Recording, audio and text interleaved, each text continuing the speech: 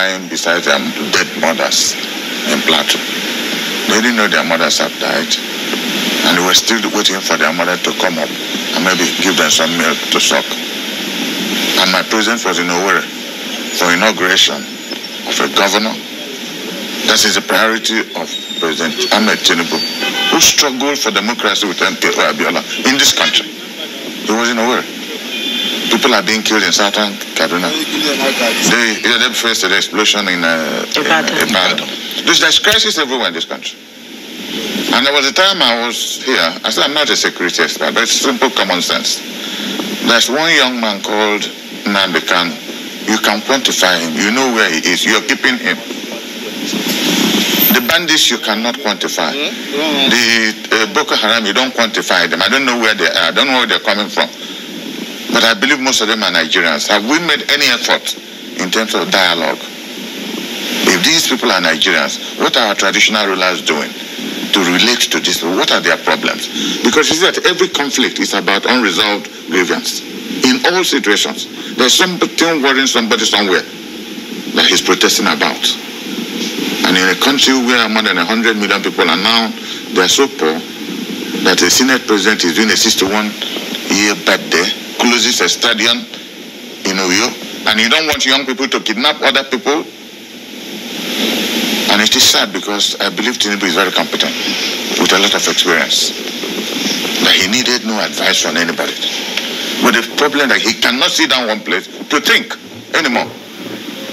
He was in Owerri and his wife was here addressing the kidnap of a man and his 6 daughters. I think 1 or 2 have been killed now.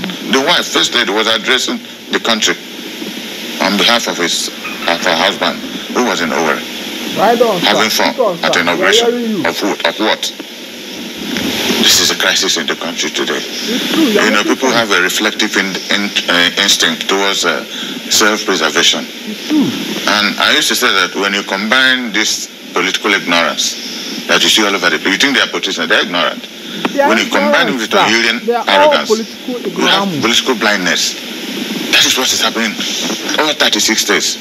Somebody is a governor sitting on a table looking at 3, 4, 5, 10 billion. That's what it is present. He doesn't think about anything else. And they're not interested. They are not interested. They are not interested. And you don't want young men and women, you know, not to enter the business of kidnapping, where they get easy money. Bad as it is. But what do you want them to do? What is the excuse for having a birthday at 61 and closing a stadium? What's the excuse for that? No. In the country, you tell people to tighten their belts, and they have no belt anymore to tighten, no stomach to tighten with any belt, and they watch a stadium closed down for somebody to do a 61 birthday. For what achievement? For what contribution to the Federal Republic of Nigeria? Yes, speak on, sir. The number increased. This is why they don't like. And those who do it, they don't go to school. Like this always they don't go to school. Every state has its own negative peculiarity. Yes. But for a president of Senate, under the situation Nigeria is passing, is the greatest offender. To close down a stadium with the first lady of Nigeria sitting down there. Do you see the shame a few days ago? They were launching a book on Buhari. Who put Nigeria 20, 30 years behind. Launching a book. They don't the one was there. And the president of the Federal Republic was there praising him. I was just listening to the discussions people were having at the press review with Antani and all those stuff. Tell me what has gotten better since APC took over. In the next couple of months, I'll be leaving partisan politics just to become an advisor for whomsoever wants to. Because what I see in the field, why would there be no complicity? Each time I travel, and I drive myself most of the time, I have a tendency of trying to give police people, army people on the road, especially in Anambra, in the southeast that is occupied. I give them money. Yes, sir. And you see the relaxation, in their looks, how happy they get. They are not being and I ask them, why are you here? Why can't you people clear these bandits, whomsoever they are? He said, okay, in this convoy you are looking at, you will see about legislators, governors, people who have no business address, carrying not less than 7, 8, 10 mobile police. You will see them so fat. Some of them are being paid, apart from the salary, 30 3,000-4,000 naira every day. And sir, you want us to go and die? You want us to go and die for Nigeria? Yes, sir. When something happens to us, in 24 hours they will remove our families from the various police barracks. That is true. These are people that are supposed to be guarding you and I. And you see the grievance behind them. Is anybody thinking? They removed the woman from the when the new IG came, he said he would be relying on something. The same Nigerian police. So now worried, in summary, about Nigerian security. We have to recalibrate. The president has to tell himself the truth. I think people are now making money, both the military, everybody. It's now good business. Nigerian insecurity is now good business. Yeah. That's what's because they are making money out of this. That is why the insecurity is continuing. Because of the money they are making from the insecurity that is going on in this nation. You come to work, you see policemen follow you. For all of them. They are regimented to do it. You see army people follow you. There are processes in government that are regimented and they become formal. So also the security services should have formalities in the way they perform. But nobody is making, just like Joy Ezilo said, you just read out. When we have lost values, you know, what are our values anymore? We have no value for life. We will betray a country that has no value for life. No value for life and property. That's why people are being killed all over the place. Any day you don't have on your news how many people kidnapped, how many people killed. You can't tell me that it's an exception to the rule. That is now the rule. Don't know anything about people must be dying every day. Because they are keeping quiet. Plateau, Southern Kaduna, here, in Olu, Ihala area. He was a legislator, he was a state governor, he's now president of Nigeria. So there's nothing about leadership that will be Greek to him. First lady, a senator, or was a senator. Vice president, 8 years governor, senator. Chief of staff, speaker. Tell me who has a better credential that they cannot sit down and start applying some form of solution from the experiences they have gathered over the years. I should be able to, if I'm sitting down with the service chief, if they tell any lie, I can see through it. I was a Biafra army officer. When you tell a lie, I can see through it, unless you are complicit. How do we start? About just before you came back on board, I have seen Nnamdi Kanu 2 times with the DSS. Currently one of the most brilliant, well-spoken young men this country has ever produced. One of the well-spoken, brilliant young men this country has ever produced. What's his problem? Talking about justice. And I asked President Tinubu, why don't you take one risk? Bring out Nnamdi Kanu. Look at the judgment of the Supreme Court on him. Almost 99%. The Supreme Court of Nigeria condemned the Federal Republic of Nigeria. Yes. About all they did against Nnamdi Kanu. But they will not agree to the truth. That's just the thing. Hi, I'm Dr. David Costa, the Dean here at Robert Kennedy College in Zurich, Switzerland. But said because the appeal court said the lower court had no jurisdiction, that they should go back for trial. They didn't condemn him for doing anything. His problem was justice for his people. Yes, and I asked the president, why don't you start somewhere? Start somewhere. That's why I said Nnamdi Kanu is an identifiable quantity. Grant him.